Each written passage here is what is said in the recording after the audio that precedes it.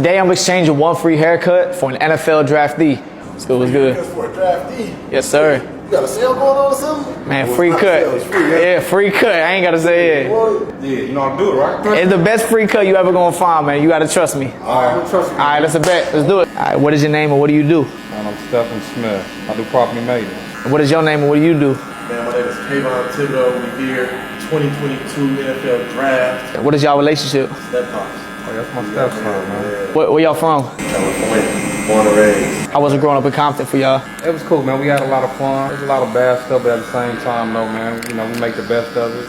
Yeah, I say, I think the biggest part was just that adversity. When you realize the lack of resources, the lack of opportunity, that puts a ceiling, man. You talk about the top of a box. The top of the box only rises with the opportunity and the resources. So for us, it felt like we were being suffocated the whole time. And now being in the NFL draft, having all these great opportunities, it's only right that we go back and fulfill that for other people. Was giving back part of y'all growing up? Was that something that was always instilled in y'all? Definitely for the giving back part, because it was always you always saw who didn't have it. What kind of pathways do you feel like our communities might need more of? For me, I think imagery. For me, imagery is what's being seen. So I think not only do we need to go after these avenues, but we need to portray them on TV. I need to see more black actors. I need to see more. I'm tired of hearing about the athletes and the rappers from LA. Yeah, but that's my motivation for why I do what I do is because I took a traditional route that you may have been frowned upon for doing, thinking that you would be limited to staying in your city. Because that's what I was told, is I would never make it out of Fayetteville, out of my hometown. Because I chose to be a barber, I'd be stuck there forever, glued to the chair. So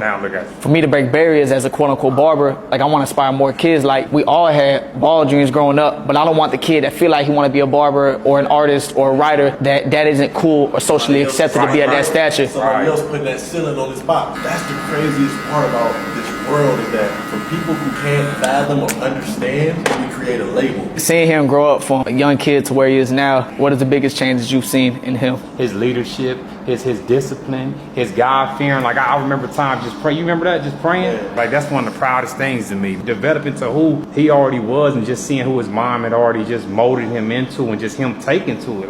Oh man, before your life changed forever, what would you tell him moving forward after tomorrow? Well, for me, being God-fearing, that's easy. Just stay humble and God-fearing. That's it. Keep God first. It's an easy call. All right, Pops. Let's see what we got.